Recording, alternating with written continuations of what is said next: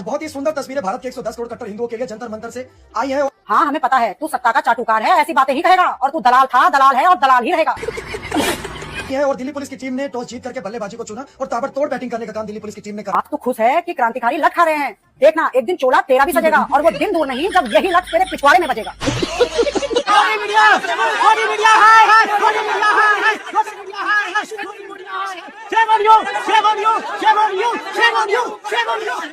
तो दोस्तों स्टूडेंट इतनी हिम्मत दिखाएंगे ये सरकार ने भी नहीं सोची थी और मैं तो ये देख कर हैरान हूँ, ये दतीली दत्तो भी वहाँ पहुँची थी। तो तुम्हारे तरफ हट्टू तो तुम्हारा महामानव भी निकला भाई। जब छात्र संसद तक पहुंचा तो संसद छोड़ के ही तुम्हारे वाला भाग गए भाई। अभी भी मौका है, महामानव बदल लो, नहीं तो किसी दिन तुमको भी छोड़ के भाग जाएंगे और देश को भी छोड़ के भाग जाएंगे और तुम लोग ताली और थाली बजाते रह जाना। 56 इंच का सीना सिकुड़ गया है दोस्तों और दुम दबाकर संसद के पीछे वाले गेट से निकल गया है शेर। अब इसको पेट्रोल बचाने की बिल्कुल चिंता नहीं हो रही होगी क्योंकि 2 ही तो गाड़ियां हैं। जरा गिन के बताना कितनी गाड़ियां हैं।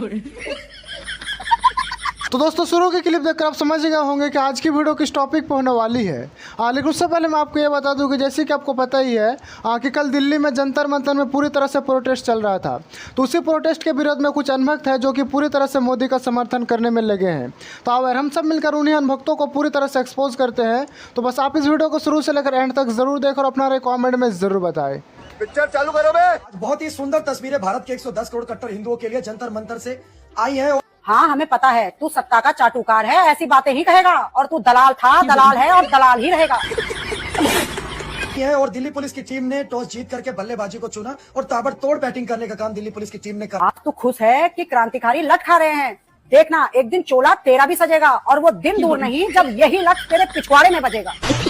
दिल्ली पुलिस की टीम ने टॉस जीत करके बल्लेबाजी को चुना और भगत सिंह की फोटो तो ऐसे लगाई है जैसे बहुत बड़ा क्रांतिकारी है। अरे दलाल तू एक नंबर का भिखारी है, कुत्ते भी जिसे नहीं खाते तू वो बासी तरकारी है और कैंसर तो यूं ही बदनाम है, तू देश के लिए उससे भी बड़ी बीमारी है। जिन स्टूडेंटों पे तू हंस रहा है उनके नाम तो इतिहास में लिखे जाएंगे। तू अपनी सोच, तेरा क्या होगा सत्ता जाने के बाद तो तुझे 3-4 जन्म जेल से छूटने में लग जाएंगे। भाई आज ये लोग का प्रोटेस्ट देखने के बाद एक ही गाना याद आ रहा है, वो गाना है आय हाय क्या सीन है। तो भाई साहब बच्चों पे लाठीचार्ज होने के बाद ये भचपिल्ला बोल रहा है आय हाय क्या सीन है। मेरी नजरों में तू इंसान है ही नहीं, तू पक्का कमीन है। ये लोग जो कह रहे थे हम लोग पार्लियामेंट घेर देंगे, ये लोग चप्पल छोड़ छोड़ के भाग गए। क्या कह रहा, चप्पल छोड़ के भागे हैं? अरे किताणु अभी तो स्टूडेंट जागे हैं और जिनके तुम तलवे चाट रहे हो संसद छोड़ के तो वो भागे हैं। मतलब जब नहीं था पिछवाड़े में कूदा तो बीच लंका में काहे कूदा। देखो ऐसा है, इस्तीफा धर्मेंद्र प्रधान को तो देना होगा, उसके लिए स्टूडेंट सरकार को थोड़ी और छूट देंगे। और अंधभक्तों जंतर मंतर में दिख मत जाना वरना वही स्टूडेंट तुम्हारे पिछवाड़े कूट देंगे।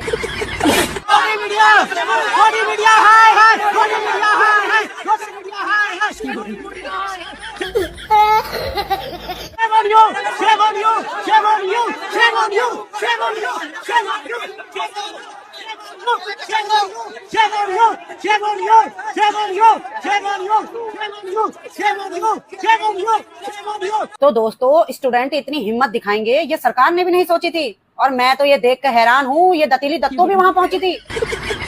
इस पर खड़े होकर बड़ी बड़ी बातें बोलने वाले अभिजीत दीपके जैसे ही वहाँ लाठीचार्ज हुई तो डर के मारे सबसे पहले ट्रक के अंदर जाकर छुप गए। है किसको देखो मुंह में मेकअप पोत के लंबी लंबी बात अपने आप को बहुत कूल समझ रही बोल रही है कि अभिजीत दीपके छुप गया था। अरे अनपढ़ गवार जाहिल, पुलिस ने ही उसको सेफ्टी दी थी क्योंकि लीडर को हमेशा बचाया जाता है। तो भाई जिन छात्रों ने लाठी खाई, डंडे खाए, हौसला दिखाया, यही तो उनकी शहादत है। और ये गोबर खाने वाले, मूत पीने वाले कुछ भी बकेंगे, यही तो इनकी पुरानी आदत है। तो तुम्हारे तरफ हट्टू तो तुम्हारा महामानव भी निकला भाई। जब छात्र संसद तक पहुंचा तो संसद छोड़ के ही तुम्हारे वाला भाग गए भाई। अभी भी मौका है, महामानव बदल लो, नहीं तो किसी दिन तुमको भी छोड़ के भाग जाएंगे और देश को भी छोड़ के भाग जाएंगे और तुम लोग ताली और थाली बजाते रह जाना।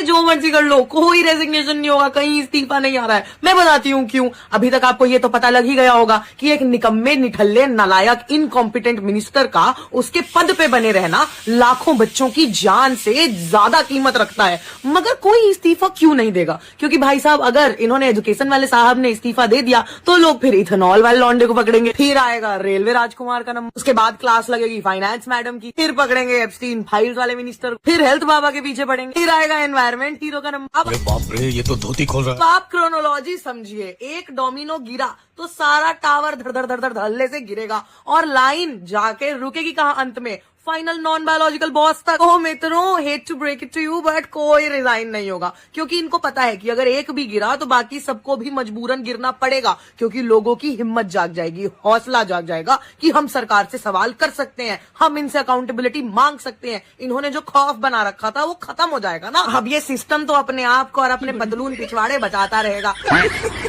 56 इंच का सीना सिकुड़ गया है दोस्तों, और दुम दबाकर संसद के पीछे वाले गेट से निकल गया है।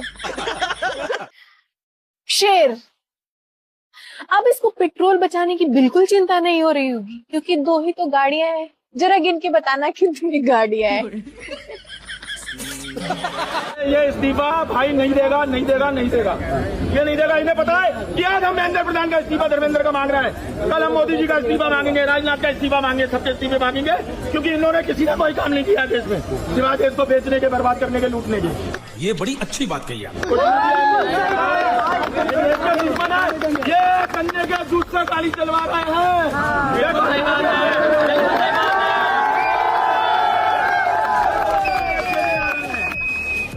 गन्ना गाड़ी में डाल दिया। आगे की तैयारी कैसी होगी? आगे की तैयारी होगी कि हम अपनी जान देंगे अगर धर्मेंद्र प्रधान इस्तीफा नहीं देंगे। शाबाश बेटा। जब डरता है संसद भवन तक आप आ ही गए हो तो धर्मेंद्र प्रधान का इस्तीफा नहीं, नरेंद्र मोदी जी का भी इस्तीफा मांगो। पहले धर्मेंद्र प्रधान इस्तीफा देंगे। बिल्कुल, ये शुरुआत है। सबसे पहले मेरी लड़ाई सरकार से नहीं है, किसी से नहीं, मेरी लड़ाई सब एजुकेशन से लेकर है। आप समझदार कॉकरोच नहीं है। इतना दिन से आप भूखे प्यासे जंतर मंतर पे मेहनत किए, धर्मेंद्र प्रधान के इस्तीफा को आप छोड़ दो, अब मोदी जी का भी इस्तीफा मांगो। चलो बिल्कुल, उनका भी नंबर आएगा, मोदी जी का भी नंबर आएगा, हमें प्रधानमंत्री सबको नौकरी दूंगा। तो दोस्तों, ये जो आदमी आपको दिख रहा है बैठे हुए, दरअसल ये गोदी मीडिया, और इसकी आज पूरी तरह से फजीहत होने वाली है। मतलब कि आज इसकी पूरी तरह से बेइज्जती होने वाली है और गोदी मीडिया के नारे भी लगने वाले हैं। तो बस आप इस वीडियो को एंड तक जरूर देखें। में गोदी मीडिया देखने को मिला, ये लाठीचार्ज कभी कवर नहीं करेंगे। ये सब गोदी मीडिया है, सरकार के दलाल हैं, इनसे सावधान रहें। गोदी मीडिया, ये शर्म आनी चाहिए। एजुकेटेड गोदी मीडिया, गोदी मीडिया, गोदी मीडिया, गोदी मीडिया, गोदी मीडिया, गोदी मीडिया, गोदी मीडिया। नहीं बोलेंगे तो कब बोलेंगे? अब तो देश की बात आ गई, छात्रों की बात आ गई, कब बोलिएगा? ये जो एजुकेशन मिनिस्टर है, कब रिजाइन दे रहे हैं आप? अरे क्या नाम था इसका एजुकेशन मिनिस्टर का? हम देखिए बोल भी रहे हैं, कोई प्रधान करके है, बताइए। इसने कुछ किया ही नहीं शिक्षा जगत में कि इसका नाम तक याद रखें हम। हैं? आपको रिजाइन देने में शर्म आ रही है क्या? मतलब जब जनता आपको बैठाई है, जनता मांग रही है, तो क्यों नहीं दे रहे आप रिजाइन? इस सिस्टम इतना गलत हो गया, ये सरकार इतना गलत कर रही है। मतलब ये लोग के पास किसी चीज का जवाब नहीं है। एजुकेशन मिनिस्टर एजुकेशन का जवाब नहीं देगा, पर्यावरण मिनिस्टर पर्यावरण का जवाब नहीं देगा, परिवहन मंत्री परिवहन का जवाब नहीं देगा, रेलवे मिनिस्टर रेलवे का जवाब नहीं देगा। तो आपको काहे के लिए बिठाया गया जी? काहे के लिए बिठाया गया? प्याज छीलने के लिए बिठाया गया है? छात्रों का भविष्य खराब करिएगा आप लोग। हैं? अगर कोई प्रोटेस्ट कर रहा है, अगर छात्र प्रोटेस्ट कर रहा है तो देशद्रोही हो गया, किसान प्रोटेस्ट कर रहा है तो उग्रवादी हो गया, मुसलमान प्रोटेस्ट कर रहा है तो आतंकवादी हो गया। साले तुम ही सबसे बड़े सच्चे देशभक्त हो। आज छात्रों के हित में अगर नहीं बोलिएगा तो कब बोलिएगा? आपके घर में बाल बच्चा नहीं एग्जाम देगा, बार बार क्वेश्चन लीक हो रहा है, पेपर लीक हो रहा है, तुमको समझ में नहीं आ रहा है? जो अंधभक्त बैठे हुए हो, अरे कब तक पार्टी की गुलामी करोगे? पार्टी को देश मत बनाओ यार। अब तो सीख लो, अब तो मान जाओ तुम लोग। देश से बढ़ के कुछ नहीं होना चाहिए। पार्टी आती है जाती है, देश से बढ़कर कुछ नहीं है। देश सबसे पहले होना चाहिए। जब देश का युवा परेशान है तो समझ में नहीं आ रहा है।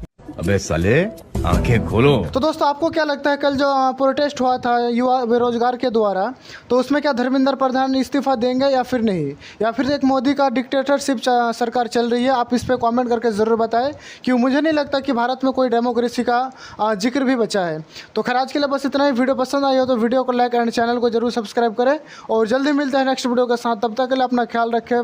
Bye bye.